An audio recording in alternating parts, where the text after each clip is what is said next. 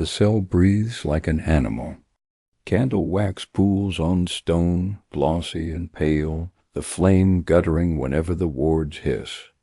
Iron nails bite through a saint's sigil and into trembling flesh. The air smells of tallow, old blood, and the sharp sting of sanctified ink. Breath fogs and thin white ghosts that shiver and break against the cold. Chains sing when the body moves. Links scrape, a rasp along the floor, threading the air like a prayer dragged over gravel. Skin shines with sweat despite the chill. Every inhale tastes of copper. Beyond the door, a low litany tries not to sound afraid. Symbols cut into the stone flicker lines and circles in ash and oil, a language that doesn't want to be spoken.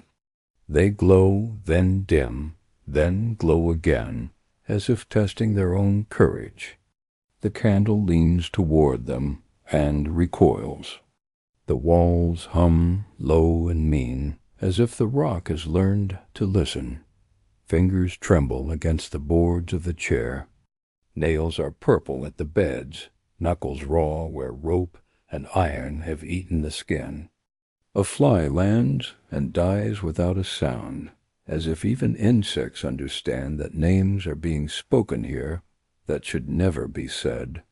The mouth opens, closes.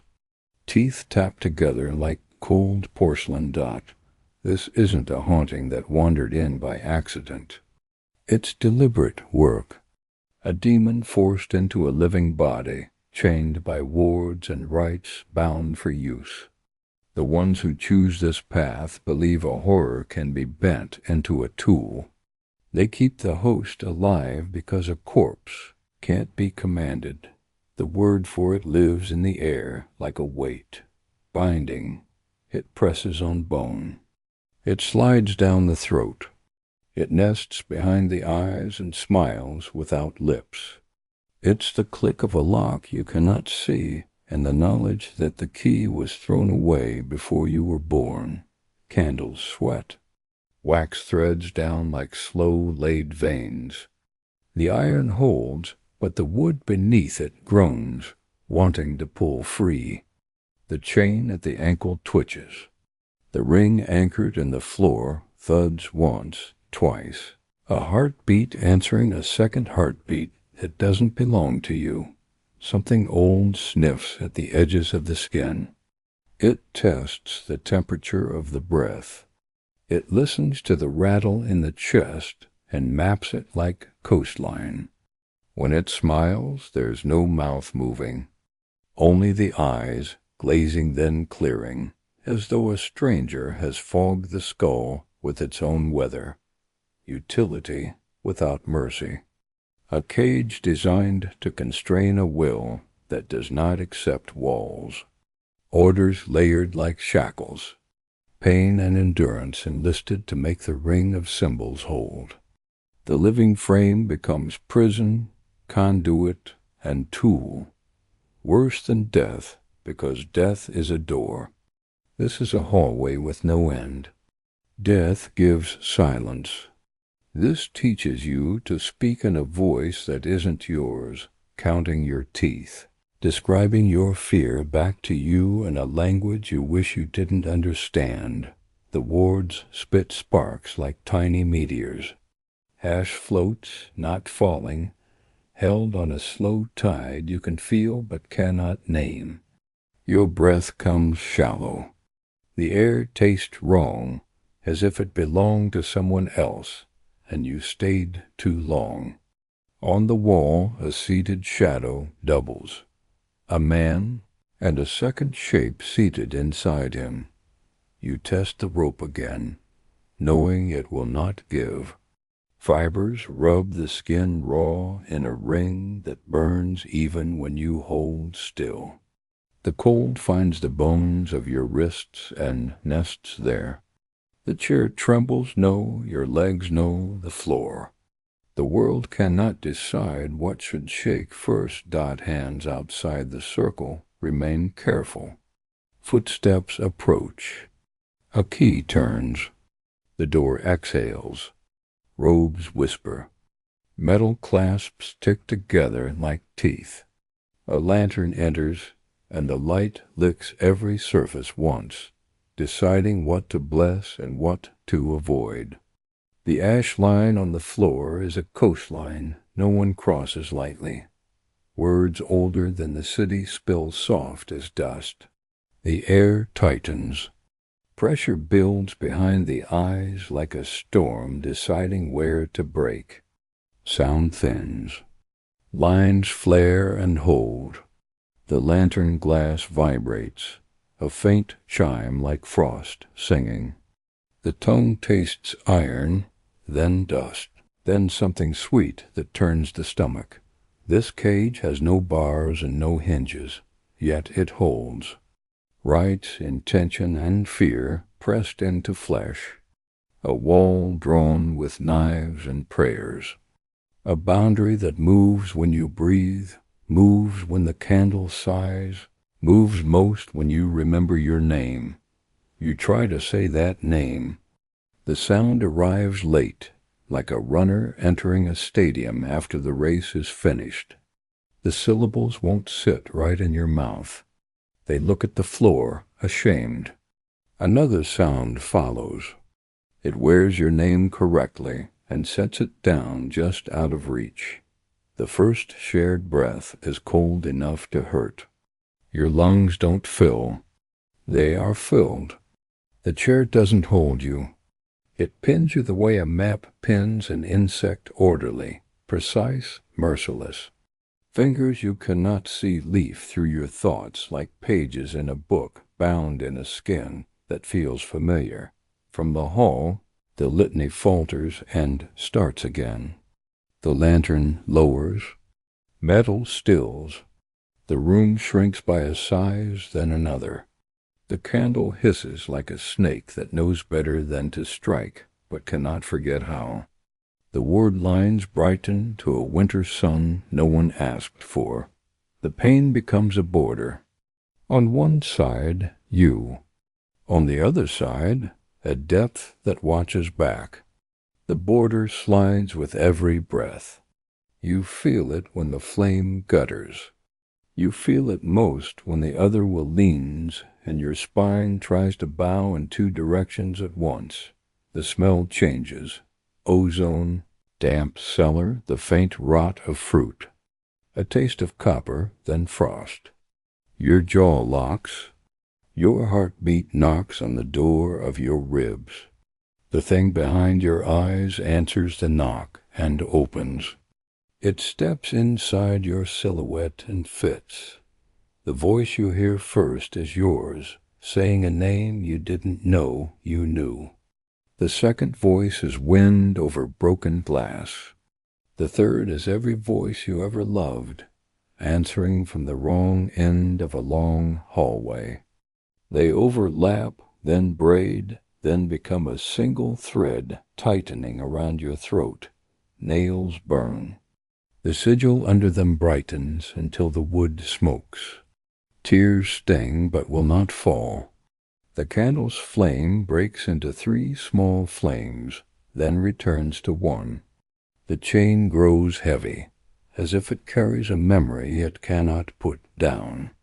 The chair lists, then steadies, like a ship meeting a hidden swell. This isn't possession that fell from the sky. It's a choice made by hands that believe the unclean can be ridden like a storm.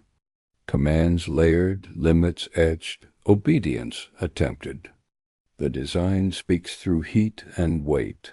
Remain, obey, serve. If death frees the soul, what do you call a fate that chains it? And lends it the enemy's voice? Not possession, binding, not mercy, utility. Remember these 3 words: shackles, will, cost, candles steady. The cell listens. The floor remembers the slope of your feet. The chair marks your weight like a ledger. The shadow on the wall nods once, as if agreement were a ceremony, as if consent could be forged like chain. Outside, night presses its cold face against the window slit. The stars are needles you cannot touch. The world goes on, indifferent, while the room maps a new country inside your skull and plants a flag. Breath in, breath held, breath out. A rhythm, a hinge. The hinge turns, the lantern lifts. The ash line brightens. The voice wearing your voice settles deeper, patient as winter. Somewhere, a key turns in a lock that is not the door's. The candle gives one long sigh and decides to live. Not possession, binding, not mercy, utility. The words tally themselves like marks cut into bone. The tally will grow. The cost will rise. The cell is ready to count. The cell is small, cold, and awake. Candle flame gutters when the wards breathe. Inked sigils cling to stone like frost that learned to burn. Every line means control. Every circle, denial. This is where a body becomes more than a body. A Daemonhost is not a haunting that stumbled into flesh. It is a ritual act. A demon is bound into a living vessel by design, not accident. The binding holds with sigils and commands. Hexagrammic wards take the place of chains. The will of the binder sits on the creature like an iron mask. Possession is chaos, wearing a skin and running free. Binding is a cage that closes from the outside. Orders limit the thing within. It can speak, move, act, but under constraint, under law, under circles that hiss when it thinks about breaking them. That difference matters. It decides who gets to pretend they are in control. The Inquisition knows these lines too well. Some refuse them absolutely.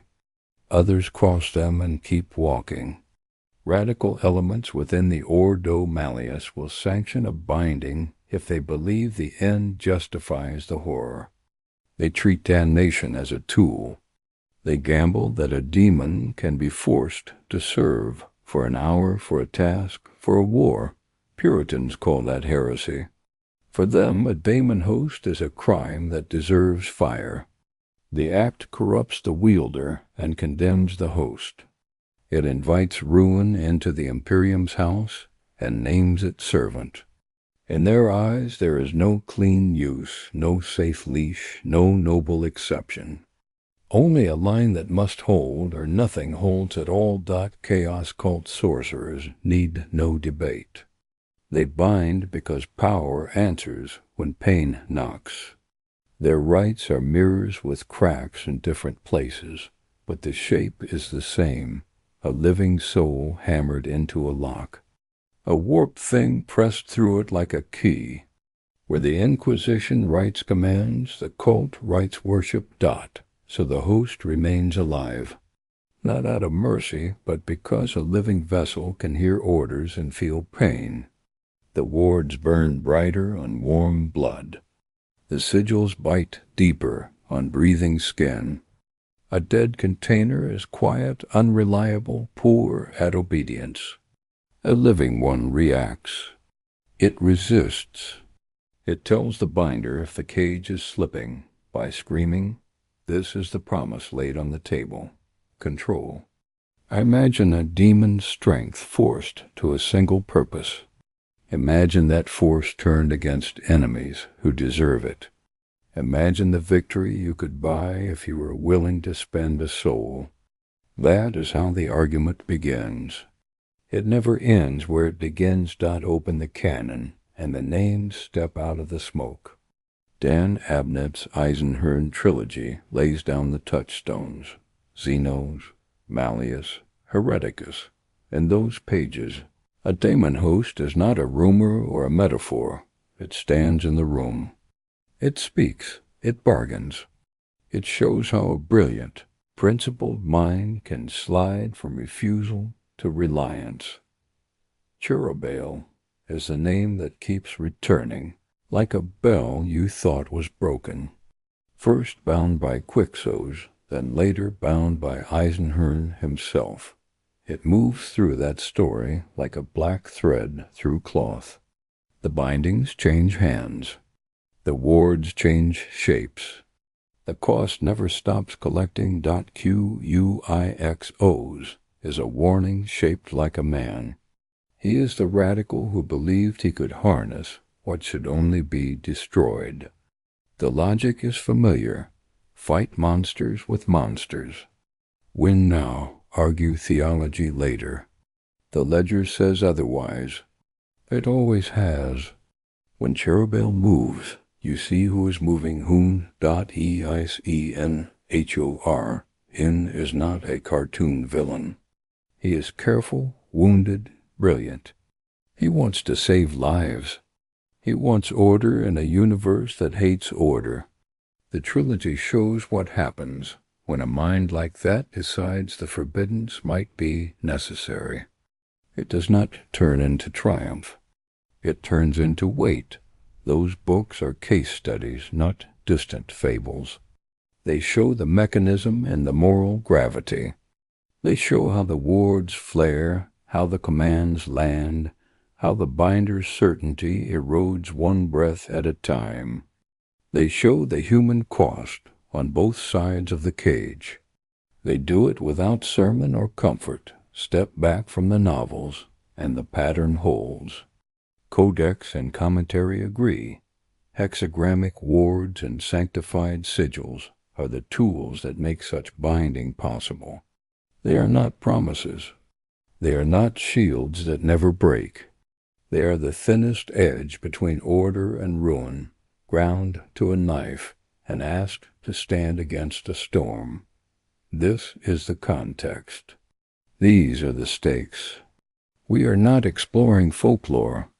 We are opening a grimoire built from canon. What a Daemonhost is, who makes one, and why others will burn them for it. Every claim you will hear in this chapter rests on named sources. Every image sits under that weight dot. So here is the path ahead.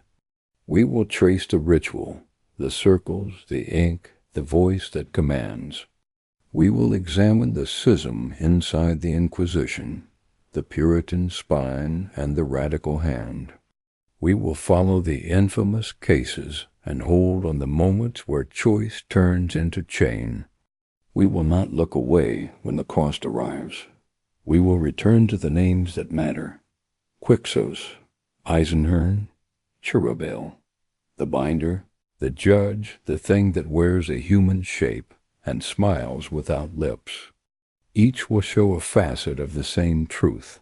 When you harness a demon, the harness bites both ways.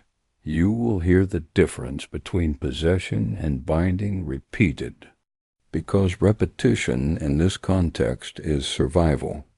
Possession is a flood. Binding is a dam. Floods drown you fast. Dams crack slow. Both end the same way when the pressure wins. The only question is how many orders you speak before the break. What does worse than death mean here? Death ends pain. Death ends choice. A Daemonhost keeps both alive. The host becomes prison and battleground. The binder becomes jailer and accomplice. The entity learns the shape of its cell until the cell begins to dream its shape back. That is the shape of this story. There is no need to invent new geography or secret factions to make it darker. The canon is already dark. The lexicanum entries are plain. A Daemonhost is a mortal vessel bound to a warp entity by right and ward. Commonly the work of radicals or cult sorcerers judged as heresy by Puritans who would answer with death. The rest is consequence. Listen to the air in that cell again. Hear the candle hissing when the wards warm. Imagine commands spoken in a voice that shakes even the speaker. Picture the host's eyes clearing, clouding, clearing. That is what the sources describe in dry lines. We are only giving you the smell and the sound that those lines imply. If you are waiting for a defense that makes it safe, you will not find one here. The safest telling is still a telling about a cage built inside a person. The most careful binding is still a marriage forced by pain. The cleanest intention still binds a human being to a thing that hates human beings. Meet the names they whisper. Quixos, Eisenhorn, Cherubael. The question that anchors this episode is simple and cruel. Is damnation with agency worse than oblivion? We will let the evidence speak.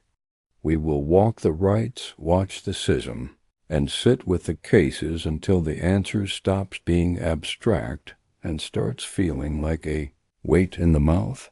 Canon sources confirm the frame. Binding is doctrinal heresy to Puritans. Case studies exist. Wards make it possible, but never safe. The circle begins as a stain on stone. Chalk first, then salt. Ash follows in a thin gray seam that clings to the pores of the floor. Oils ride atop it, slow and gleaming, catching candlelight in patient rings. Every mark is a sentence written in a dead language. Every pause is a breath someone paid for. The air tastes like copper, even before the first word is spoken, as if the room remembers what is coming and wants the tongue to know. Runes sit at cardinal points like teeth in a jaw. Between them, smaller sigils roost in pairs and triads, stitching the circumference into a net. Hexagrammic wards nest inside the larger shapes, not one star but many, overlapping until the eye loses count and the mind accepts the pattern without understanding it. These are not decorations. They are locks that only close when fear and faith turn them together. Blessed metals lie ready, pins, nails, rings, wire, all hammered thin and etched with tiny marks that catch the light and refuse to let it go. Relic inks sweat in their stoppered jars, thick as clotted wine, dark as old blood. The smell is resin, smoke, tallow, and the bitter edge of sanctity. A stylus dips, rises, and drips a slow bead that pulls a line taut between two stars. The line dries with a sheen that seems to recede as you watch, as if the mark is withdrawing deeper into the stone rather than resting on it. When a breeze slips under the door, the wards answer with a whisper, a hiss like dry leaves under a boot.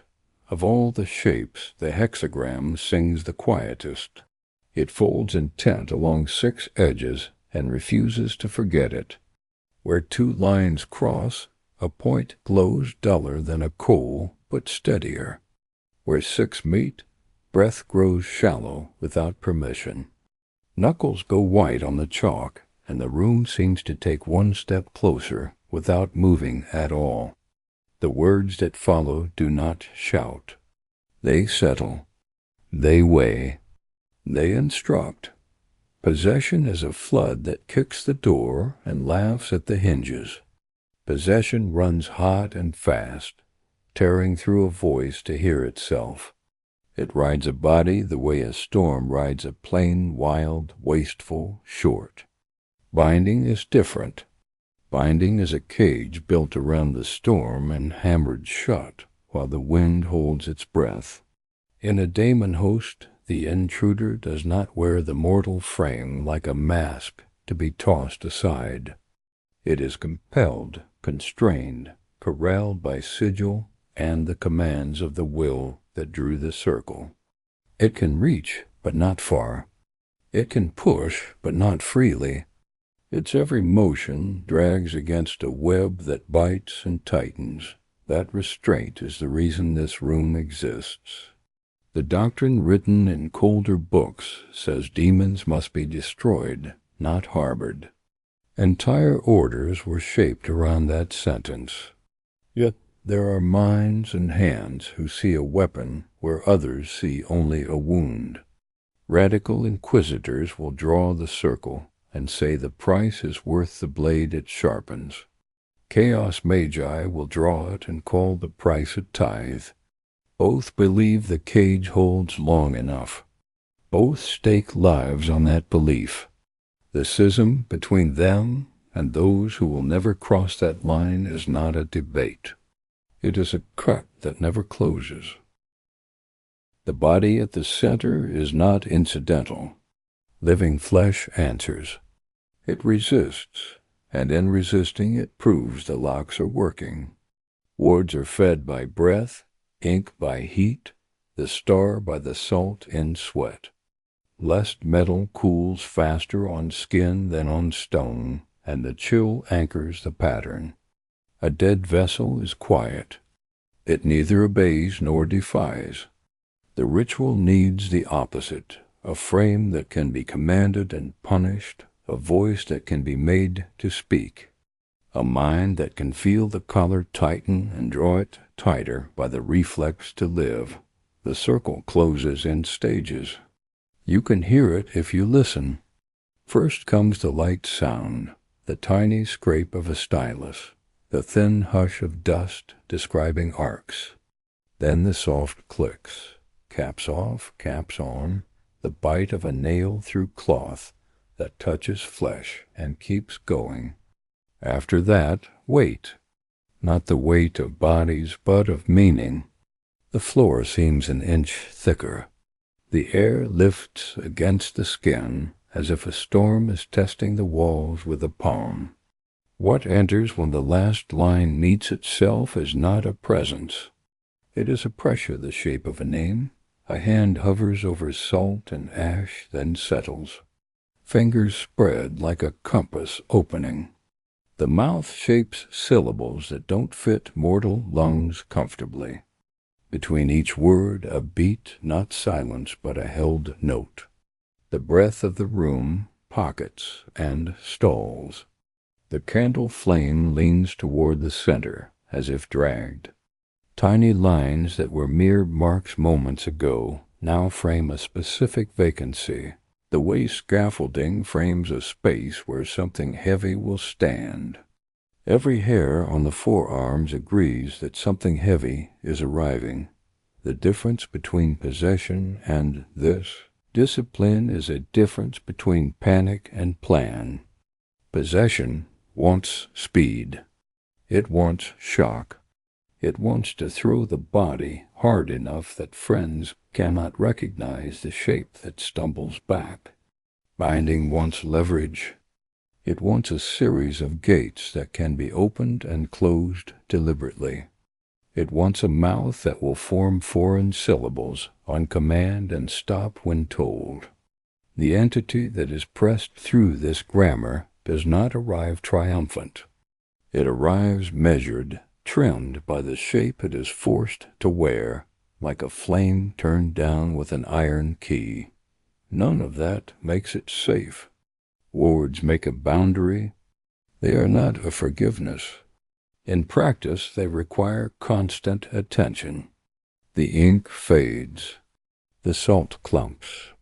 The ash scatters if a robe brushes the floor too quickly. Lest metals tarnish under sweat and must be rubbed clean with cloth that stings the nose with incense. The hexagram is not a symbol you draw once. It is an argument you must keep winning against a thing that has always been better at arguing than you. The host changes as the circle takes hold. The change is not immediate, no flash, no spasm that writes itself in large letters. It starts small.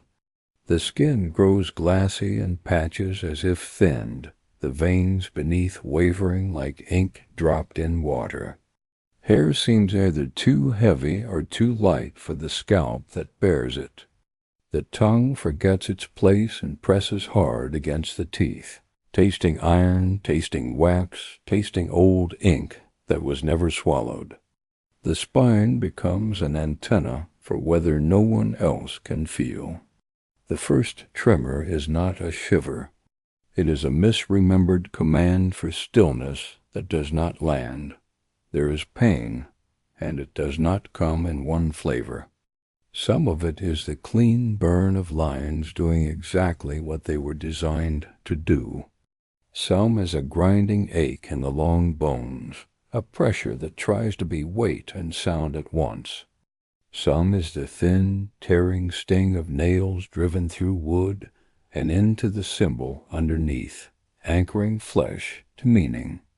And underneath those, quiet as a thought you refuse to admit, is a soreness in the space where you kept yourself before this moment. It is the ache of a border moving inside a map that never had borders, because it was you. The soul does not sit there watching. It is not a spectator cordoned off for its own safety. It is part of what is being bound. The ritual catches the essence and ties it into the weave, so the weave has something to cling to. The torment that follows is not an accident. It is the friction of two wills forced into a single outline, the mortal trying to remain itself, the intruder trying to explore every edge of its cage until the cage forgets it was made for keeping. Time in that geometry becomes a wheel that turns fast and slow at once, grinding across nerve and thought without stopping. Those who draw the circle tell themselves the control is enough. The list of materials is long to reinforce that belief. Proper inks, proper metals, proper words, proper stars. The process is careful, so the mind can rest against it and call the outcome certainty. Yet every component whispers a condition. The oil must not pool wrong. The runes must not smudge. The breath must not waver on the essential syllable. The skin must not sweat too much under the iron. Every condition is a thin place, where the world forgets its border for a heartbeat. In a thin place, what's inside pushes dot. There are moments in a binding where the room forgets. It is a room, and becomes a throat. The ceiling lowers, then rises without moving. The floor learns to flex in a way stone should not. The light unties itself and reties with one not missing. Those are the breaths where even the boldest hands pause, where fingers hover a fraction longer over the glyph that needs redrawing. Somewhere in the pattern, a curve warms slightly. Somewhere else, a right angle goes cold. Between controllers, the tension is older than any single case. One doctrine says the work here is a sin, even if it wins a war. Another says sin is a word for delay when the enemy is already at the gate. The debate is not abstract. It lives in the tremor that crosses a line of ash when two voices speak from the same lips. It lives in the small relief on a handler's face when the star holds in place for one more hour. It lives in the way a zealot's hand steadies when it reaches for fire. You can diagram the circle and still misunderstand it. The geometry is not the prison. The prison is the agreement that the geometry implies. This flesh will serve. This voice will relay. This pain will be used. Salt and ash and oil are the grammar of that contract. The hexagram is its signature. Less metals are the punctuation that keeps the sentence from running on into catastrophe. For a time, some bindings are drawn in clean chambers with polished floors and measured breath. Others happen in cellars where mold writes its own scripture on brick. The materials change with the place and the means, but the core remains. Runes, wards, relic inks, sanctified alloys, a body, and a will that believes it can command what should not be commanded. In some rooms the ward lines are sharp enough to cut the eye. In others they are smeared by haste and fear. Either way they must hold against a pressure that does not admit defeat. The entity does not arrive as a roar. It arrives as a smile inside the eyes that does not belong to the mouth. It tests the circle by noticing it. Attention becomes a tool in both directions. When the binder's focus wavers, a point of the star returns the favor by softening. When the host's despair slumps, the chain grows an ounce heavier, because the ritual uses that slack. Everything in the room is part of the mechanism, even the parts that think they are only watching. Here is the quiet arithmetic. A cage restrains. It also rubs the cage thing into the bars until both are marked. The more perfect the hexagram, the cleaner the cuts it leaves on the inside. The rougher the work, the more ragged the wounds. The body knows neither is kindness.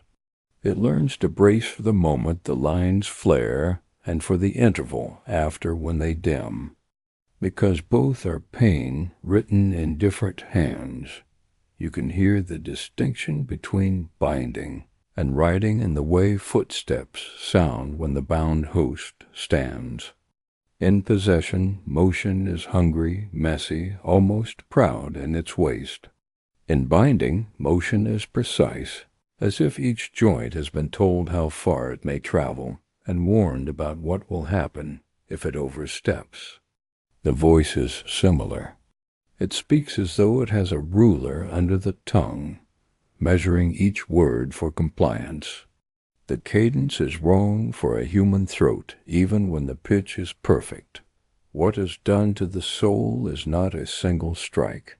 It is a series of increments, a request that becomes a habit, that becomes a law inside a life that did not agree.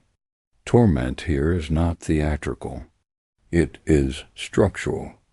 It is the grind of abiding a cage written into you, a cage that moves every time you breathe, and thus never lets you forget it is there.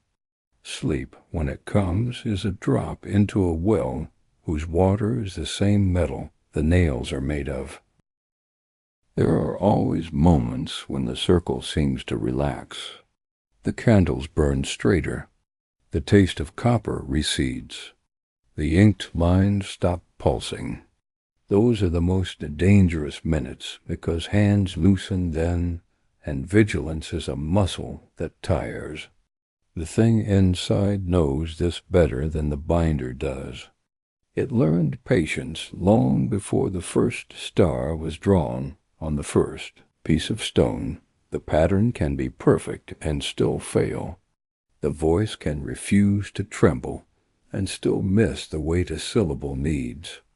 A palm can be steady and still sweat just enough to blur a mark. The circle holds until it doesn't. When failure comes, it is rarely dramatic at the first touch. It is a slip that seems too small to matter, a single angle that opens by a degree you'd need a jeweler's loupe to see. The host's eyes may clear a shade too far. The breath may warm a line not meant to be warmed. The command may arrive half a second after the desire it meant to damn. In that half second will becomes wish, and wish is food. Yet most bindings do not collapse in fireworks.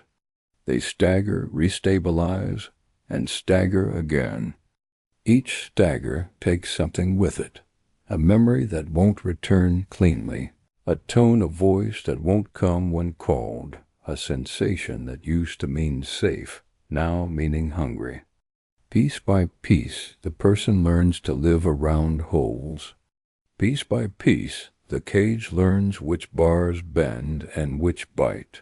The doctrine that opposes this points at those holes and says the practice is impossible to justify. The doctrine that supports it says the holes are the price for victories that could not be bought any other way. But the circle on the floor does not care about doctrine. It cares about whether every line is intact, and whether the voice that drew it is ready to draw it again before the ink cools too far. If all this sounds clinical, the body disagrees. The body counts the new angles in its joints when it stands. It records the way light seems heavier near the star's center. It keeps score in bone and tendon and tooth enamel, writing a ledger that throbs in the weather of the warp as much as in the weather of the world. When the circle is renewed, the body recognizes the smell of the ink before the nose does and tries, uselessly, to be elsewhere. Outsiders sometimes imagine that circles like this exist only in catacombs, or sanctums designed for nothing else. The truth is quieter and harder. The circle must go where the need is, and need doesn't wait for proper rooms. Floors that were made for storage. Chapels built for hymns. Barracks scrubbed so clean the smell of soap picks a fight with the smell of sanctity. The pattern takes root wherever the will to draw.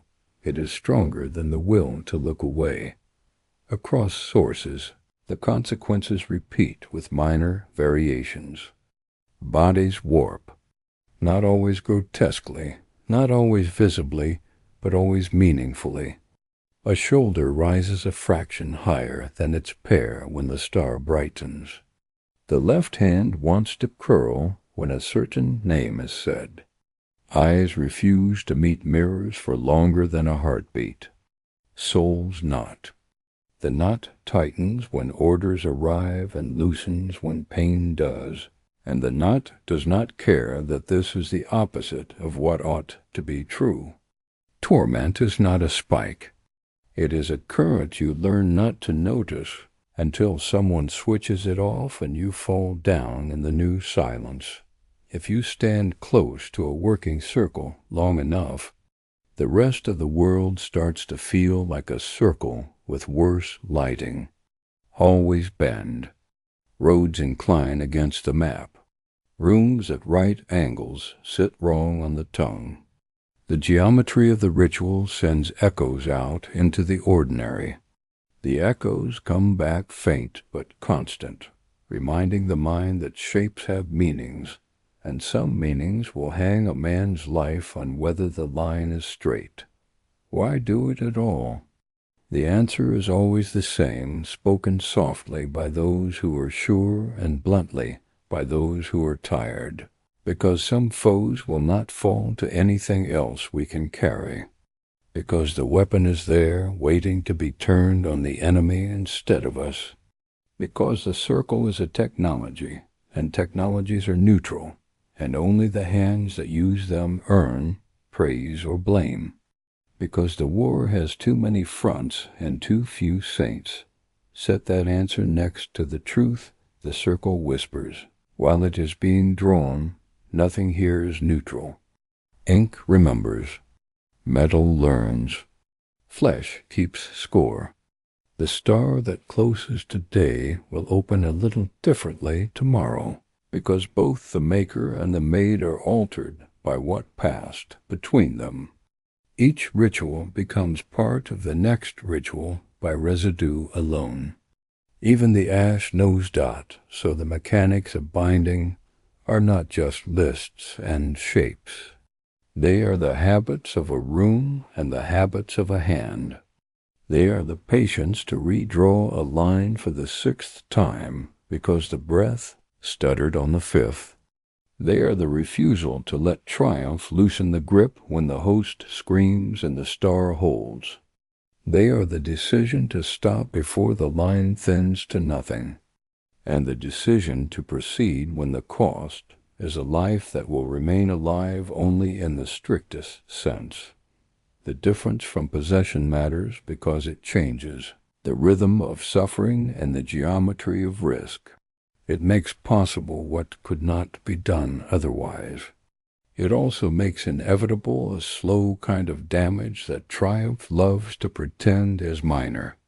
The line between control and arrogance is as thin as the edge of a hexagram's point, and that edge is where blood collects when the hand slips. You can tell which side of the schism a person stands on by the way they look at the circle after the rite ends. Some see a device dangerous, yes, but still a device. Others see a crime scene that will never stop being one, no matter how many blessings wash across it. The floor looks the same either way. The difference lives in the spine, and in the future that spine is choosing. Binding does not erase the nature of what is bound. It directs it. It harvests aptitude and malice together. Commands can blunt expressions, not erase them. The ward suppresses reach, not hunger. The star limits force. It does not uproot cunning. To claim otherwise is to put your own throat on the anvil and call it bravado. Step back again. Salt, ash, oils, runes and stars. Inks with relic dust stirred in until the surface shines like an old bruise. Blessed metals that hum faintly when placed at the right angles. A body at the center. A will at the edge. The will speaks. The body tightens. The lines glow. The intruder arrives measured and angry. The work continues because the work demands it, and because those who do it keep telling themselves there isn't another way, but every circle is a question that looks like an answer from far away. The question is not only will it hold, but how long can you afford what it costs while it holds? Here as everywhere in this war, the math returns grim results even. When you win the round, the ink runs out. The hand shakes. The voice grows hoarse. The star needs renewing. The host is still a host. Binding is not control. Wards are not safety. The host always pays. The line of ash in this room says as much each time a heel scuffs it, and someone pretends they didn't see. The metals say it when they cool. The ink says it when it dries and decides to crack just enough that the next word will have to shout. The breath says it when it fogs the air and refuses to stop, because stopping would be an easier mercy than this. This is how the mechanics work, not just in chalk and oil, but in choices that repeat until they become a ritual of their own. We have traced the circle and felt the bite of its edges. Ahead lies the question of who draws it, who refuses it, and what it means to stand on one side of that line and call the other side a sin. The chamber is built for judgment, not comfort. Marble echoes every whisper into a verdict. Rosettes catch torchlight and throw back hard little suns. Cloaks murmur. Quills scratch like teeth. When the door closes, it sounds like a sentence turning to the next line. Humanity's shield against the demon did not rise by accident. The order tasked to stand at that threshold carries a simple purpose with impossible edges. Meet the unclean in the dark and make sure it dies there. Its doctrine is bone deep. The warp is a wound. Cauterize it. Never cup it in your hands. Yet the room divides long before voices rise. One creed says purity is the only armor that doesn't crack from the inside. Another says expediency is the only tool that doesn't arrive late. They sit shoulder to shoulder and still look like opposite ends of a blade. Both call themselves necessary. Both point at the same fire and claim it. Puritans keep their gaze straight. Their law is spare and cold on purpose. A Daemonhost is a line crossed, not a tactic. It rots the wielder even when it kills the target.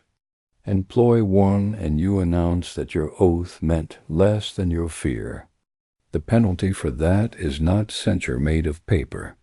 It is a pyre that remembers names dot across the aisle. Radicals grip the same rosette and make a different promise. Use chaos to fight chaos. If the enemy brings storms, harness one and steer it back. Draw the circle. Ink the star. Chain the thing that hunts you and send it hunting. If the weapon cuts your hand, bind the wound and strike again. If the price is a soul, pay it and record the purchase under victory. The word radical lands in the chamber like a gavel. It isn't a label. It's a weight. The rosette on each chest looks identical, but the shine is different, one burnished by refusal, the other by use. No one in this room is naive. They have all watched worlds judged, but they disagree on what must be burned to save the rest. Eyes lower when the gray knights are invoked. Their creed is iron. Toleration of the unclean is not an option with a clever footnote. It is an infection that must be cut out before it reaches the heart. Control is not a comfort. A leash is not a sacrament. Even when a demon bows, the only correct liturgy ends with ash. This is not theater. Files sit heavy as bricks. Names travel like sparks. Quixos, Cherubael, Eisenhorn. Each case lays out a handwriting sample of choice under pressure. At the margins are the costs, added in a smaller script that cuts deeper the longer you read. Quixo stands for a certain kind of calculation. Binding as method. Power repurposed. The thing inside the host becomes a lever you can fit to a problem too big for clean tools. He believed that if the math is exact enough, the sin will balance itself like a ledger that finally agrees. The room knows how that belief ends. Across those records runs a constant hum. The Order's origin still speaks in every vote. Humanity needs a shield, not a bargain. The warp does not negotiate in good faith. The instrument that seems obedient today will ask a price tomorrow, then collect even if you refuse. The chamber's stones learned this lesson before any of the living who now argue on them. Torches gutter. The air smells of paper, wax, worn leather, and the faint metallic breath of sanctified ink dried long ago. A senior voice repeats what all know, and too few remember at the right time. You can win the battle and still lose the hands that held the sword. Another voice answers that victory is the only proof the sword was worth lifting at all. Both are right, both are wrong. The rosettes continue to glitter like patient knives. Someone says the quiet part aloud. Who judges the judges when the tool is heresy itself? Two creeds, purity or pragmatism. With Daemonhosts, both roads lead to blood. The door opens, and the chamber's cold turns sharper, because a name enters with the draft. Cherubael. It does not need introduction. The story carries its own light. There is rank even among monsters. This one stands near the top, not a small spite sung up by a cult in a basement, but a will that learned how to bend other wills to it. It has worn hosts like seasonal clothes. It has listened to orders without ever agreeing to them. It has treated cages as lessons in LOCKSMITHING.QUIXOs bound it first. That sentence sits heavy all on its own. The circle held long enough to be used, and use became habit. Habit became identity. The ledger balanced in victories until the ink ran out and revealed only cost beneath. When Quixos fell, the thread did not end. It pulled a different needle through. Eisenhorn is careful, brilliant, and not easily fooled by mirrors. He is the kind of man who writes duty in a hand steady enough to be trusted. His path crosses Cherubael's early, and refuses to stop crossing it. From the first book onward, the demon's presence is a bruise that keeps being pressed to test how much pain means today. Encounters become arrangements. Arrangements become dependencies. There are bargains made while hostages breathe through rags that smell of old smoke. There are banishments spoken with a steadiness that convinces everyone in the room except the voice that spoke them. There are rebindings that taste like defeat disguised as strategy. Each event claims to be the last one necessary. None are dot at Farnus Beta. The ritual breaks the connection, and the air tastes clean for the first time in too long.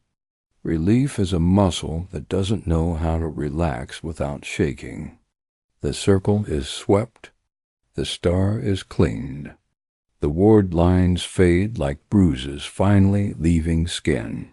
For a narrow window, the world feels square again. Then the window shuts. Re-enslavement writes the old geometry back into newer scars. The host changes. The cage learns nothing it didn't already know. What changes is the binder. Once you redraw a line, your hand remembers the motion too well to call it foreign the next time. The syllables arrive faster. The breath holds at the right places without being told. The shock of using this tool becomes the calm of reaching for it. Cherubael's voice is a choir, dropped onto stone from a height, notes cracking into edges that still try to harmonize. It knows the names of those who chained it yesterday, and the names of those considering it today. It never begs. It suggests. It leans on the hinges of meaning.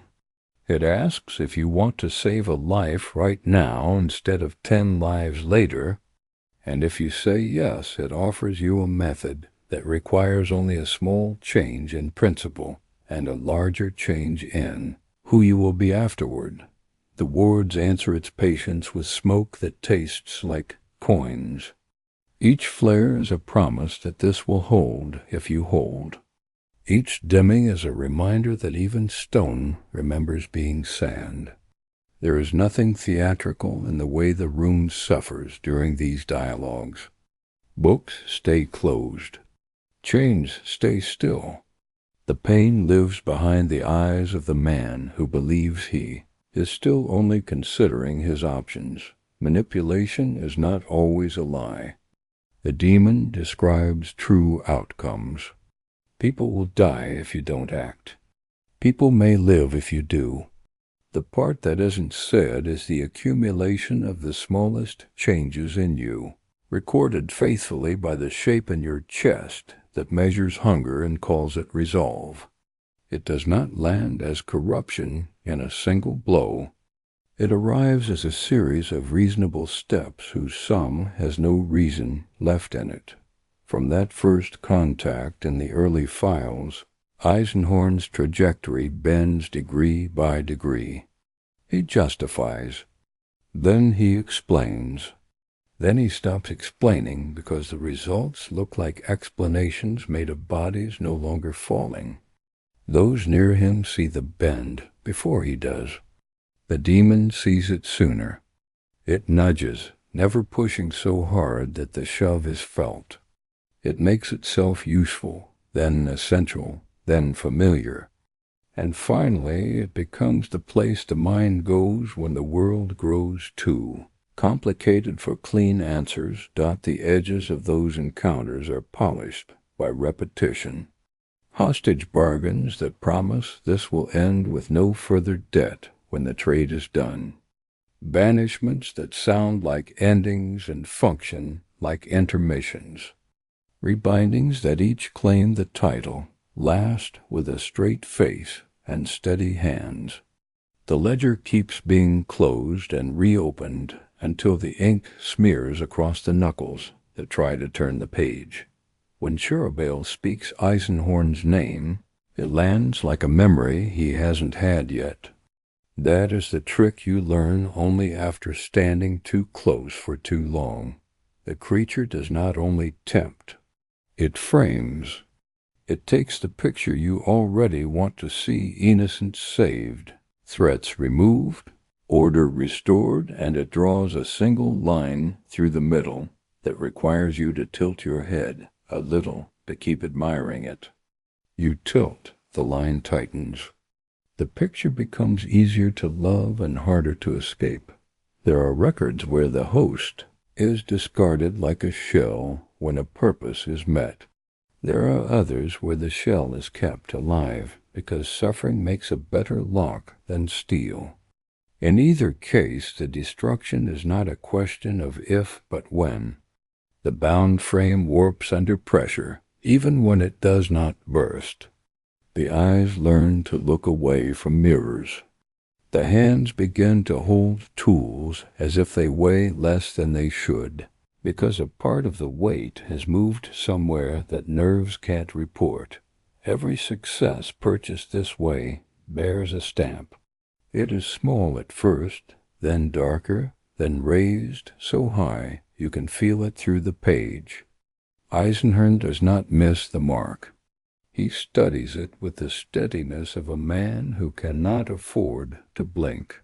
He assures himself and others that he is not the kind of man who would accept this mark without cost. He is correct. He pays.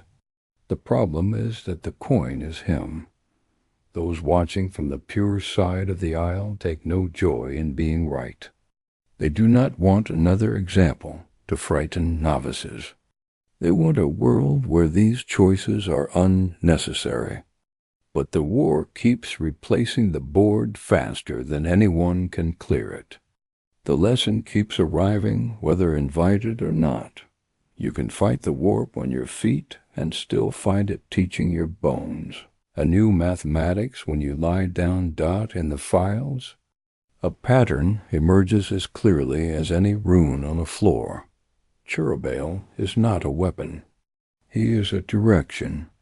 Whenever a choice must be made, he points down, not to evil in the cartoon sense, but to the path of least resistance disguised as urgency, down toward a quicker solution that ends up being the longest road back to anything like the person you meant to be. Witnesses describe the wards as holding, then failing, then holding again. Each failure looks small in the moment and obvious in the recounting. This is the demon's real art, making the breach feel like a necessary correction to a problem introduced by the constraints themselves. If only the leash were an inch longer.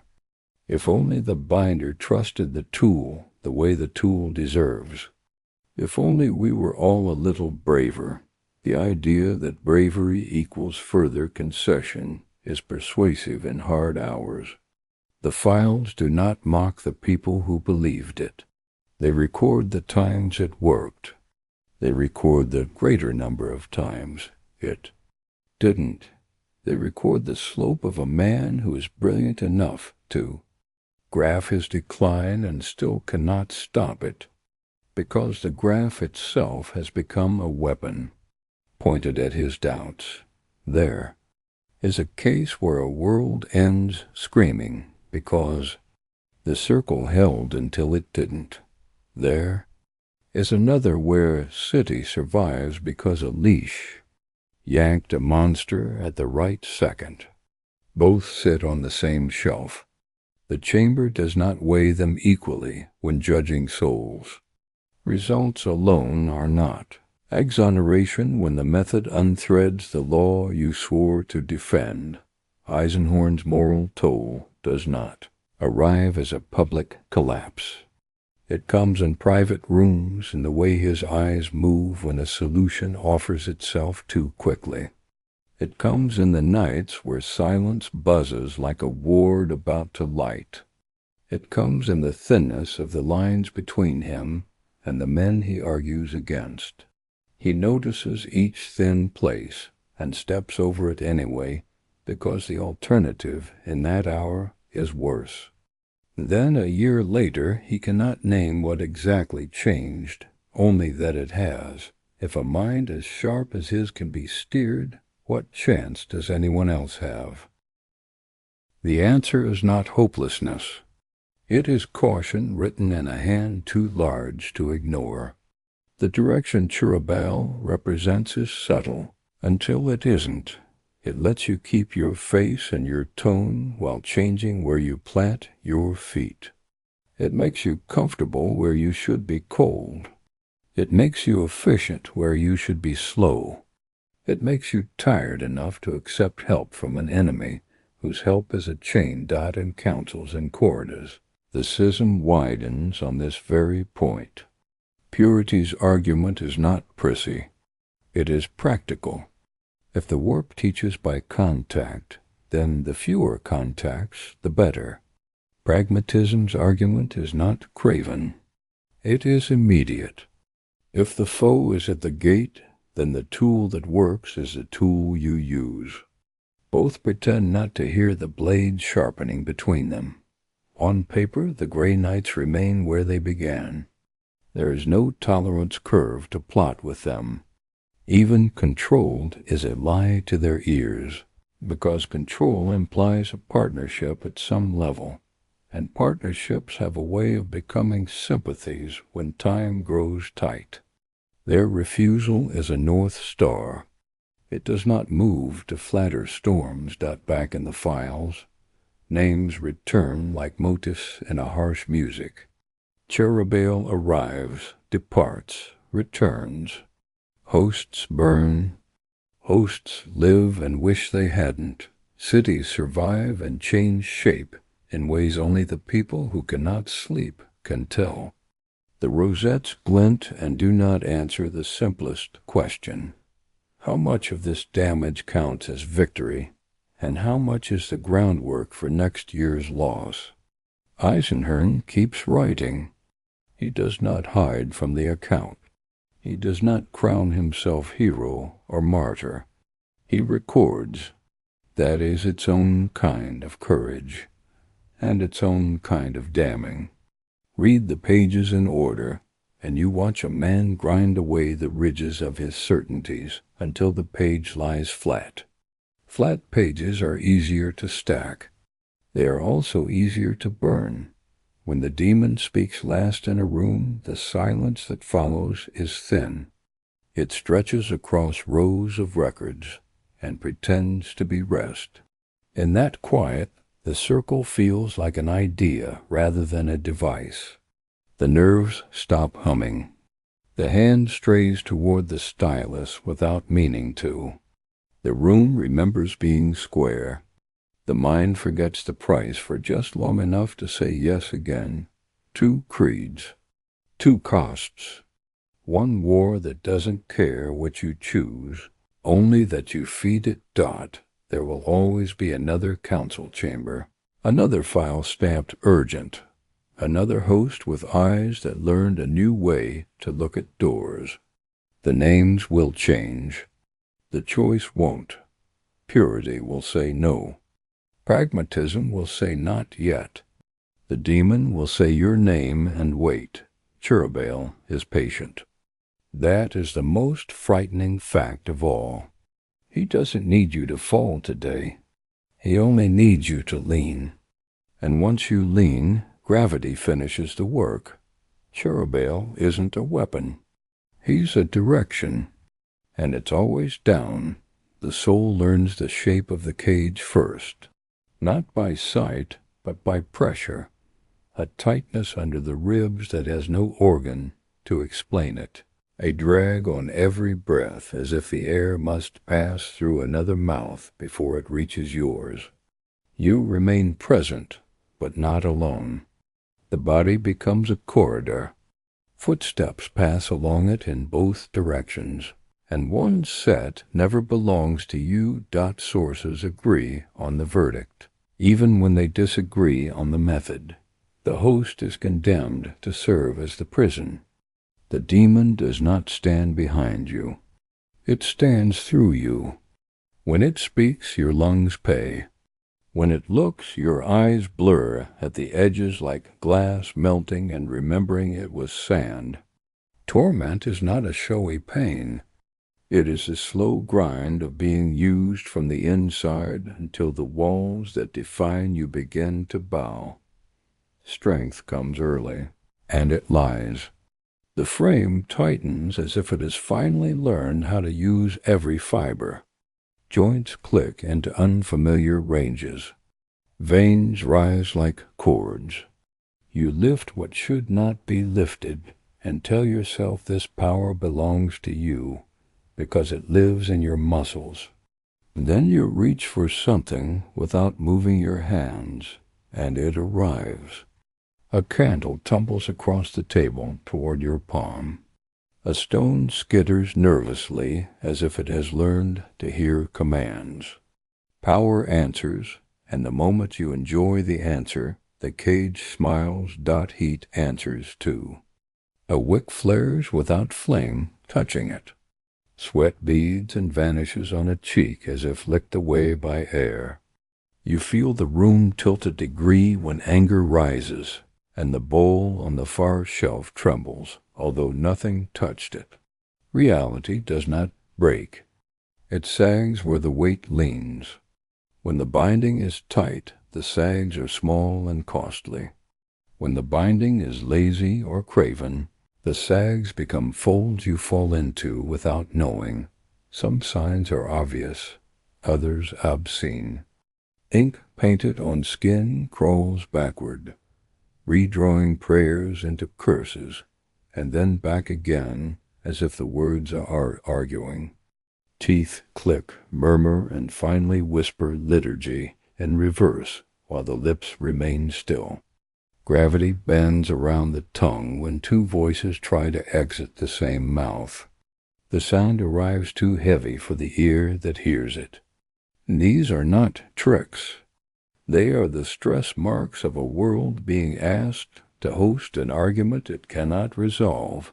Not all prisons are equal. When the Ordo Malleus does the binding, control sits high and hard. Movement is rationed by symbols that bite. Commands snap like shackles closing. The host can stand, speak, and act within a narrow corridor, permitted acts, and the demon strains against that corridor the way a prisoner tests bars every hour by habit. Frustration builds with every denial. Heat gathers at the seams where will meets wall. The more perfect the restraint, the finer and more constant the cutting. Cultist rites make a different promise. Power feels freer. The walls are farther apart. The thing inside can run longer without scraping its knuckles on sigils meant to draw blood. Victories look larger, and for a while the price looks smaller because the coin is not yet collected. The host believes they are riding a storm when in truth they are being taught to enjoy the wind that will later take their roof. Time fattens suffering.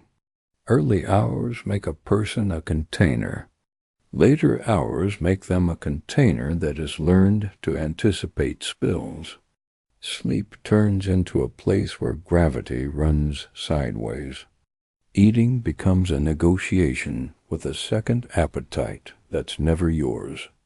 The soul knots and tightens each time a command arrives, then loosens in the moment right after pain, until the opposite of sanity begins to feel sane. Hurt equals quiet. Compliance equals relief. Resistance equals noise. Failure wears many faces, and every account warns against treating any of them as rare. A ward line smears under sweat.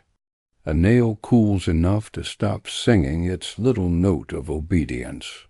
A mark that should be sharp softens because the ink found a vein and followed it. The breach that follows is not always a roar. Sometimes it is the sudden absence of that thin pressure inside the bones, a feeling like stepping down onto the last stair and finding none. In that drop, the thing inside moves without asking. Command inversion arrives quieter and hurts more. The binder speaks. The words are correct. The voice is steady. The circle answers, but something in the depth has already learned a new game. Obey the opposite. Hands placed carefully on the table rise when told to remain. A mouth tasked to silence speaks a name that was not given. The host watches themselves perform a parody of obedience and knows exactly what has been stolen. The straight line between instruction and action. The ugly ending needs fewer words. Catastrophic release does not require an imagination, only a list. The list is short. Walls that decide to be doors. Heat that chooses a shape. Air that becomes a hammer. And bodies that become reports stacked on a desk, later under a heading that cannot possibly hold what it contains. The circle's discipline affords one grace even then. It records the chain of small failures that led to the big one. Those records read like apologies, written in ash. Chains that bite the demon also chew the soul inside. Power scales with the demon bound. Suffering scales with how long it's kept. The countermeasures begin where fear and craft decide to work together. Hexagrammic wards are not decoration. They are doctrine translated into geometry. 6 edges fold intent into a figure that remembers being drawn. Each point requires the right names, the right inks, the right metals pressed at the right temperature into the right flesh or stone. When built correctly, the pattern makes a room less hospitable to anything that feeds on thought and heat. It does not banish. It starves. Sanctified paraphernalia look like tools and behave like threats. A strip of silver etched with certain lines will buzz at your fingertips before the air changes. By the time the air changes, the strip is already warm. A nail hammered from a reliquary's scrap will hold a host's wrist with less strain and more authority than 10 ropes. Oil thick with dust shaved from a saint's bone will sit on a ward like a lens, focusing the light into a line that hurts to stare at. Inquisitors carry this grammar in boxes and belts, because there is no time to go home for a library when the scream begins. A hex line scratched with the wrong hand will still stand up straighter when someone who has used it 100 times draws the second stroke. You can hear the difference in the room's breath. You can smell it, resin, metal, wax, the bitter clean of sanctity. These are not charms. They are instruments, and in practiced hands they play a note the warp dislikes. Doctrine matters because panic eats doctrine first.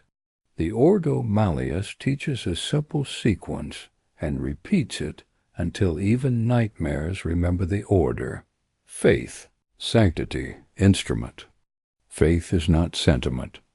It is the stubborn refusal to let the invisible dictate behavior.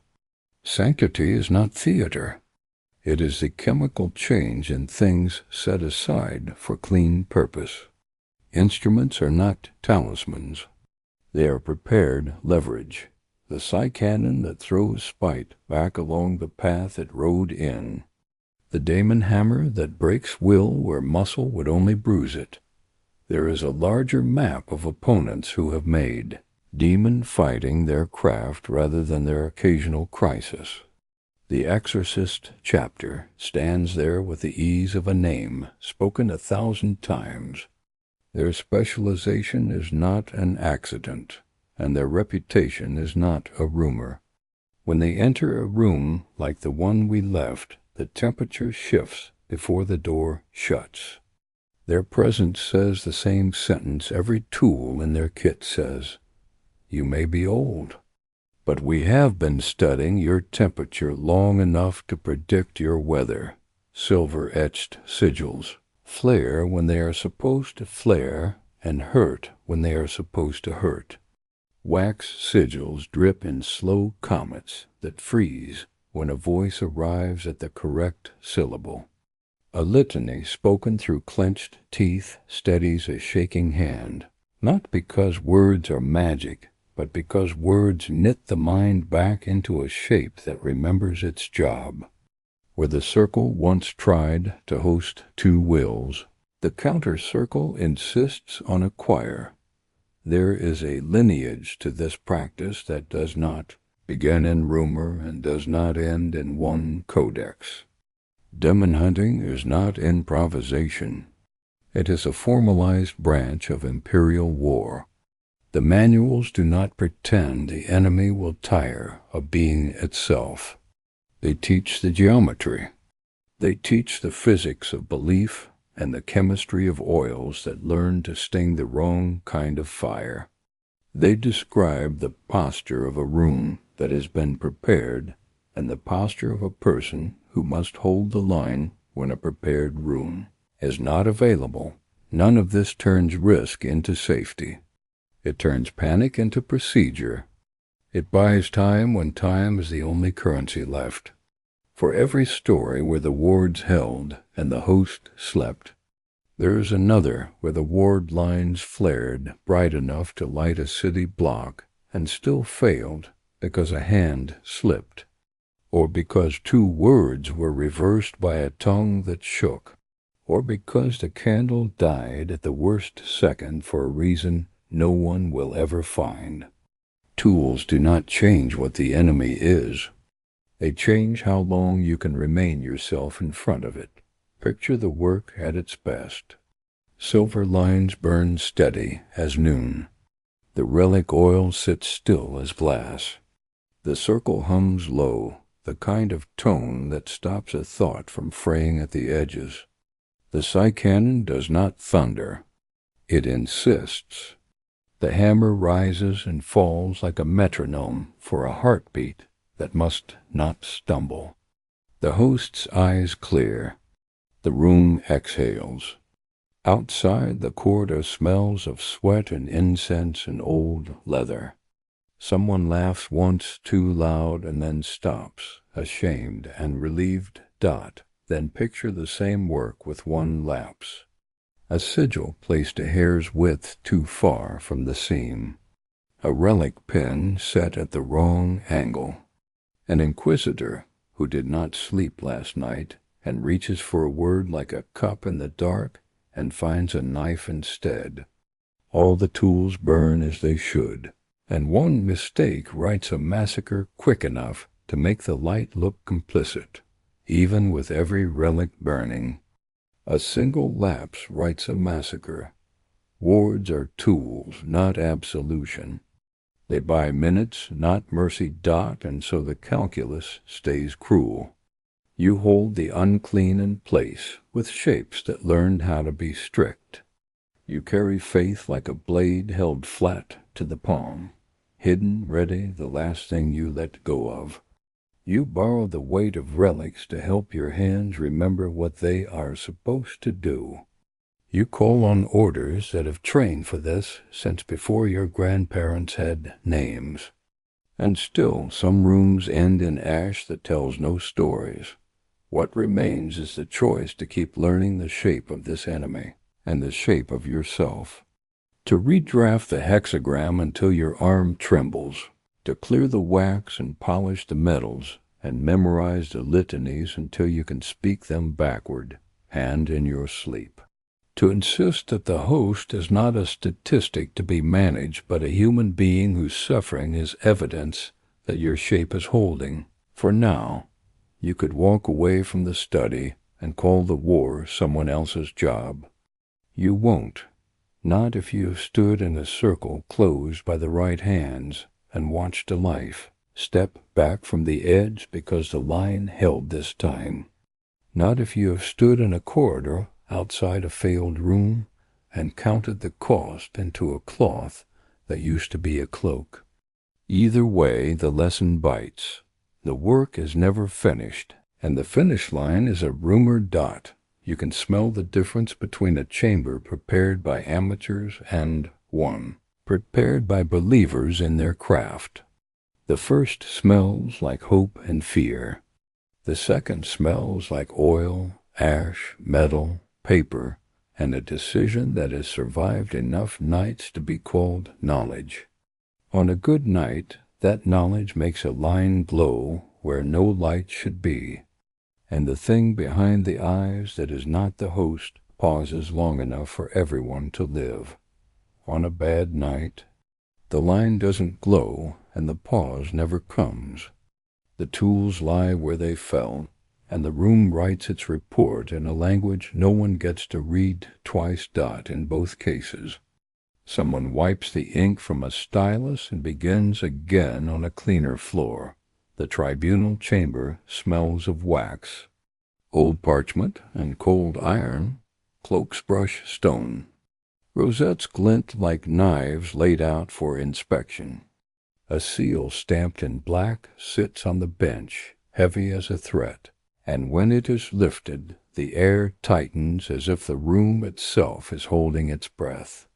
Oaths are spoken like blades drawn from sheaths, edge first and steady. The name Quixos moves across the floor like a shadow that knows where it's going. Censure first, the kind that turns titles into weights.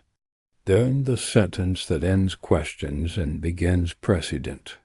Not because one man fell, but because a method did. Bind the unclean, and the hand that bound it follows the thing it tried to master. The rosette protects until it doesn't. The moment the circle closes around a demon, another closes around its maker. Records are orderly and cruel. They stack victories on one side, lives saved and fires put out. On the other, a cost that arrives late and demands back interest. The circle used, a will bent, the host consumed by a purpose the law refuses to recognize as lawful. When the decree finally comes, it lands without music. The lesson is unadorned. The ledger is clear enough for the young to read.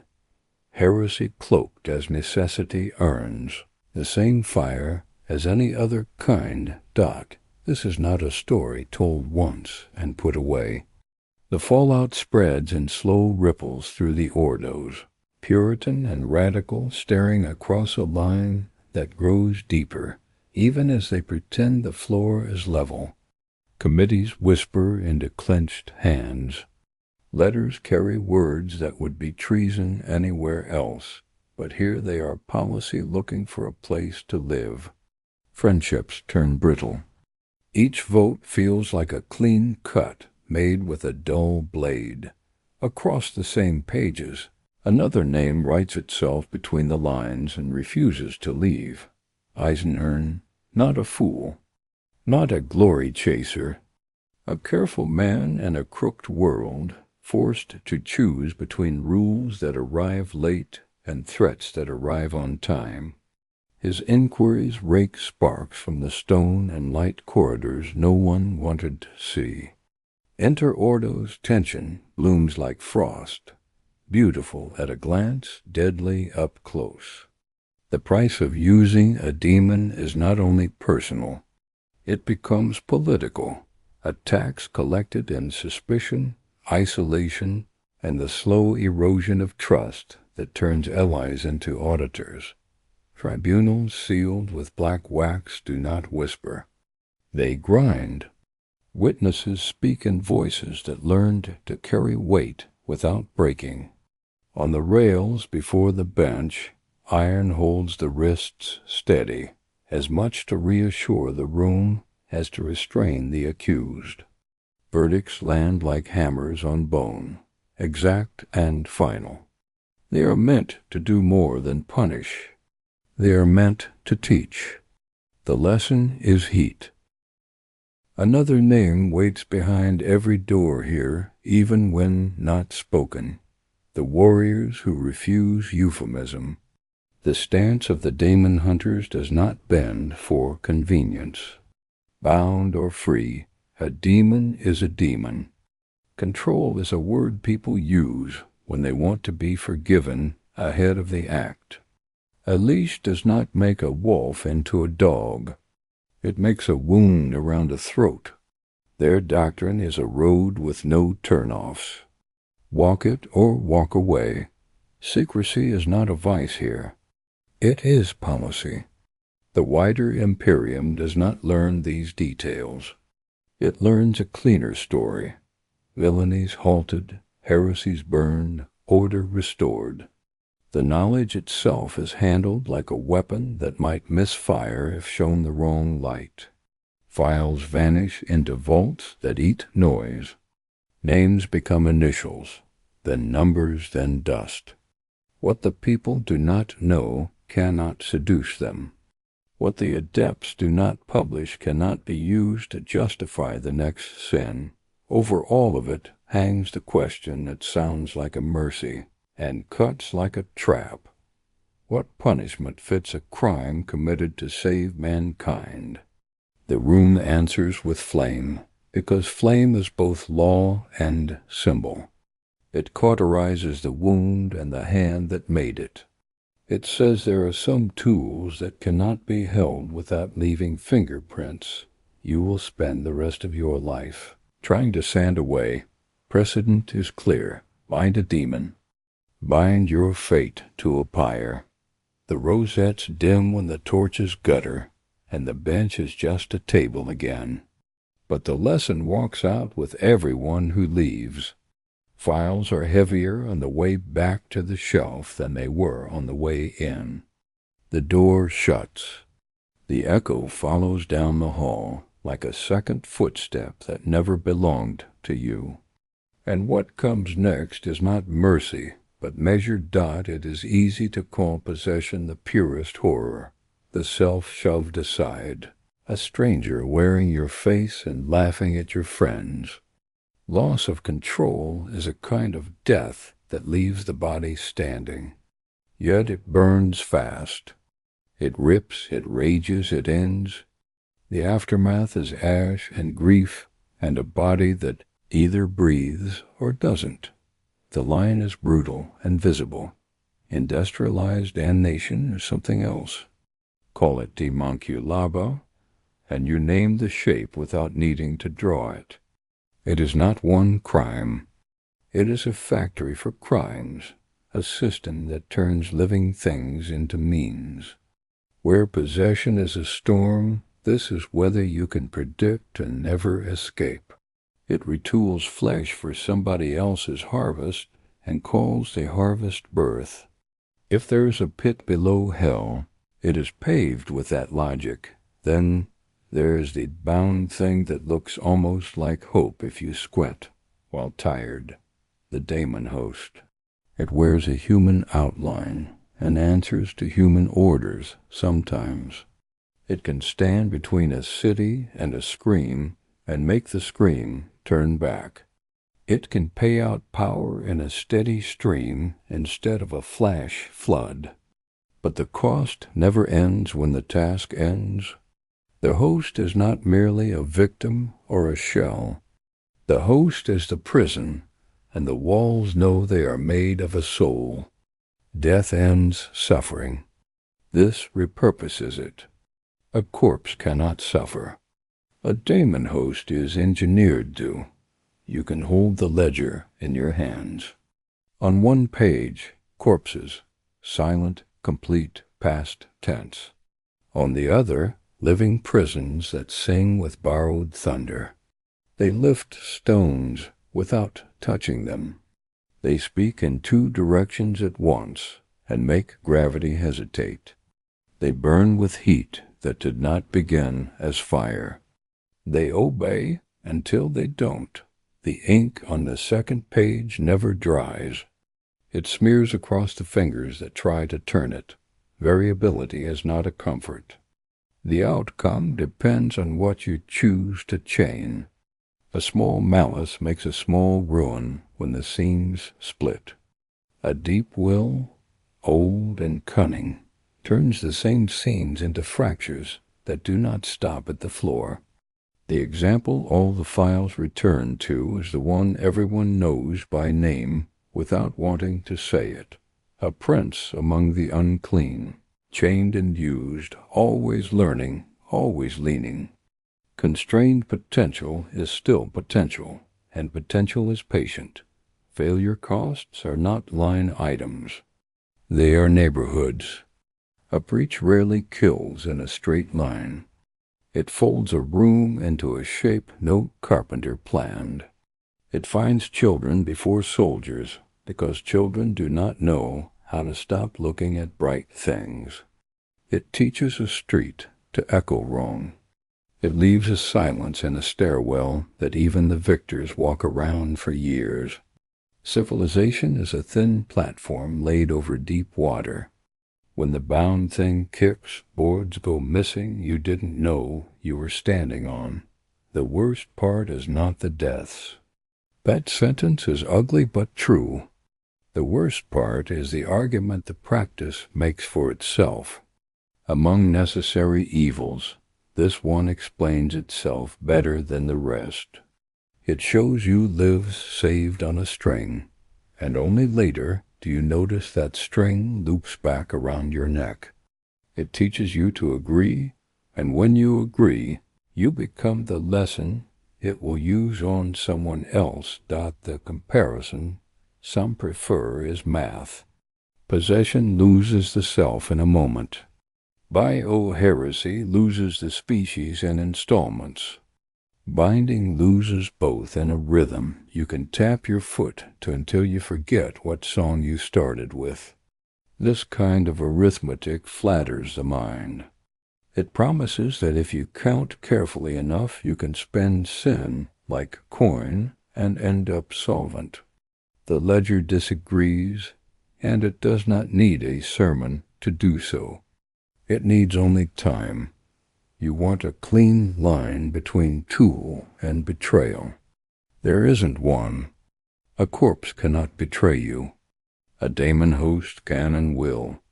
Not because treachery is a hobby, but because treachery is the nature of anything that wants out of a cage and learned your voice while waiting.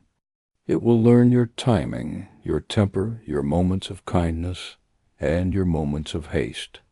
It will be more patient than your patience, and it will make your strengths into handles. This is why men and women who swore the same oath disagree so violently. One side points at the instant of possession and says, "Here is the cliff. Never walk near it." The other points at the flow chart of a city saved and says, "Here is the bridge. Cross it when the river rises." Both love the same world. Both count bodies. One refuses the argument that begins with necessary. The other refuses the argument that ends with never. Between them stands the bound shape. That asks for permission and smiles when it receives it. Every account that matters admits the same physics.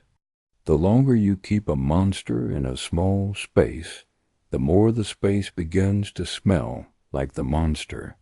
The longer a host is kept, the more suffering learns to write itself into joints and marrow. Pain becomes a language both sides understand. Orders become lullabies. Even victories taste like metal. Release, when it finally happens, does not return a person to the hour before the circle closed. It returns a survivor who knows the pitch of a voice that should never have learned to sing inside them. How you define worse than death depends on what you value most. If you value endings, death wins. If you value the self as untouchable, possession is the clearest theft. If you value a world not taught to like chains, Demonkalaba is the nightmare with factory doors. But if you look at the sum of pain, the weaponization of torment, the way a single life is turned into a battery that burns itself to keep others warm while the fire learns your name, the verdict sharpens. Death is a door that closes. This is a door that stays open and asks you to hold it. Consider the failure no one speaks about in public, the quiet inversion. A binder gives an order they gave 100 times. The host answers with a smile that is almost human. The act that follows is precise, almost grateful, and entirely wrong. No fire, no roar. Just the agreement that the cage has learned how to open from the inside when the hand outside is tired. If you have ever watched a lock accept the wrong key and turn anyway, you know the sound it makes without hearing it. So the comparisons are not games for scholars. They are tools to keep soldiers honest. When an acolyte asks which horror is the worst, the right answer is the one you excuse. The city burned by a breach will be rebuilt if anyone survives to stack stone. The soul that was turned into an instrument will not be remade by a law or a hymn. It will live, and living is the whole point, but it will live with a music in its bones that no one else can hear, and a silence in its mouth that swallows certain words before they reach the teeth. Power scales. Catastrophe scales with it. A lesser entity tears a hole you can patch if you bleed fast enough into the cloth. A greater one redraws the map in a way cartographers refuse to publish. That is why the files spend so many pages on a single name. Not to glorify it, but to warn you how far reach can stretch inside a cage that looks, from a distance, almost safe. Almost is the most dangerous blessing in this war, among necessary evils. This one argues it was necessary and teaches you to agree behind every measured line. Here is a human reason. A child's breath counted under a table while boots passed. A convoy that reached a gate because something on a leash held a hole in the world closed for the time it took wheels to cross. A face you loved that did not die today because someone said yes to a tool that should not exist. These are not lies. They are the heaviest truths. They are also the very stories the bound thing will use tomorrow to ask for one more hour, one more command, one more inch of trust. If you are looking for a way out of this trap that doesn't cost, you are not looking at Warhammer's universe. The choices never stop being choices. Precedent teaches with flame, but even flame can be admired too long. Possession teaches with shock, but even shock can become a drug. Factories of blasphemy teach with scale, but even numbers can grow dull in the mouth. The Daemonhost teaches with success. That is the lesson most of us fail. The line you can hold is narrow. Refuse the comfort of almost. Refuse the flattery of just this once. Refuse the voice that says tool as if it were not the same sound as chain said with a different mouth. The chamber with the black seal will still do its work when you fail. The codices will still close after. The city will still stand or fall. But the person you are responsible for first, the one who signs orders with your hand, will either remember their own weight or begin to enjoy being lighter than they should. A corpse cannot betray you. A Daemonhost can and will. The corpse is an end. The bound thing is a plan that keeps writing itself even when you look away. If you must count, count with your eyes open. If you must choose, choose without pretending you did not. If the door must stay open, know what you are holding for, and know that it will hurt your fingers even after you let go. The tribunal's echo is still in the hall. The files still weigh more going back. The rosettes are still knives pretending to be badges. The war does not care about your feelings. It cares about your shape. Keep it, or it will be kept for you. Vox records don't catch the smell. Ozone, old oil, a copper tang that sits on the tongue like a warning. Boots whisper over dust. Someone breathes too fast. The room is fine until it isn't, and then all the straight lines in it remember they were once drawn by a shaking hand. On the tabletop, dice tumble and stop where fate wants them. Rules born on paper become weather in a room. Randomized anomalies, reality hiccups, effects that read like footnotes until the model on the board moves away. No human hand pushed it. In the next room over, a monitor glows. A host stands still in the dark, calm as a prayer in a locked throat. It will not hurt you until you insist on being near it. The briefing was precise. Do not provoke. Eyes down. Weapons down. Air low and slow. Walk past as if you're trying not to wake a sleeping world. If you crowd it, it will open like a trapdoor. If you touch it, the floor will learn how to behave like water. Players argue about aggro radii and proximity cones, while somewhere a real ward draws a thin line of light across a mouth that has learned two voices. One squad swears they watched light bend away from a scream, as if photons refused the geometry of a jaw speaking a name it shouldn't know.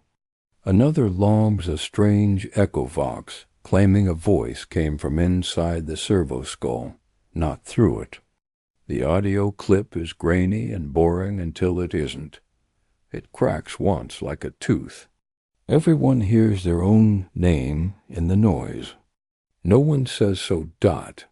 You can scroll for hours through reports that agree on nothing and agree on everything. Some say the binds were tight and the thing still slipped. Others say the circle was sloppy and that was enough. A few insist the host didn't want to be there and therefore the ritual failed. Most learn not to pretend intent protects anyone. Power and binding strength decide the map. The rest is the weather report after the storm has already chosen the coast. The culture of it spreads faster than orders. Stories and margins, clips and feeds, threads where strangers write as if they shared a trench. They repeat the same lesson until it feels like superstition and turns back into knowledge. Variability isn't flavor, it's the law. Tier matters. Wards matter. Patience matters most. If you meet a calm in a bad place, don't take it personally. The calm is not for you. The books brought it forward first. The hallways of the Imperium were always haunted. Then a trilogy handed the public a lantern and said, look, not rumor, not a rumor's shadow.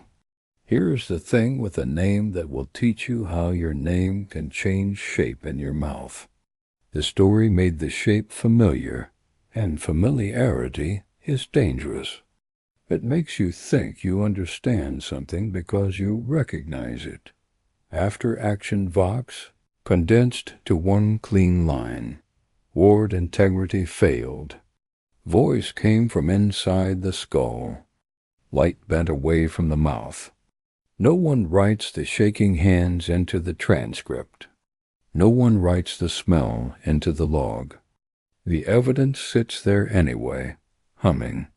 It does not ask to be believed. It asks to be stored where it can be opened again when someone else needs the warning. Next, we open the file that ended 3 worlds and 1 conscience. Lore, rules, and gameplay line up, even for people who hate admitting it. Provoke the host. Meet the pit. You can tell yourself there is a way to win that doesn't change you. You can tell yourself that you are the exception. The file you're holding tells you different. Each time a Daemonhost is used to purchase a victory, the buyer becomes the receipt. First a small bend, then a habit you justify by the weight of the day. Then a quiet you only get by using the tool that makes your friends stop looking you in the eye when you talk about it. Isolation is not exile at first. It's schedule. It's work that can't be briefed to anyone else because their faces will change and you don't want to see that again. It's the line in your own voice that says you're tired but fine. You're fine, you're fine, you're winning, and each win makes you harder to call back with a human word. Radical isn't a banner. It's a slope you don't notice until you look up and the room has fewer doors. The last ward fails the way. A candle dies, not with a bang but with a sigh that makes the room colder. You hear nothing break and understand that something broke anyway. The thing you controlled is suddenly the thing that was always controlling the geometry of your choices. You formed your life around a leverage point. The fulcrum moved. The weight falls where it wanted to fall all along. Forgiveness doesn't arrive. Not from those you saved. Most don't know what coin paid their safety. Not from those who judge you. Some do, and the judgment is part pity and part law. Not from the thing you used. It is not in the forgiveness business. Not from yourself. You kept the light on in a room that burned you and called it the cost of doing what had to be done. The bill is on the table now. The number is larger than it seemed during the night shifts. It always is that the circle on the floor looks like a simple drawing until you stand in the middle of it and remember how many times it turned your voice into a key. Drawn, erased, redrawn.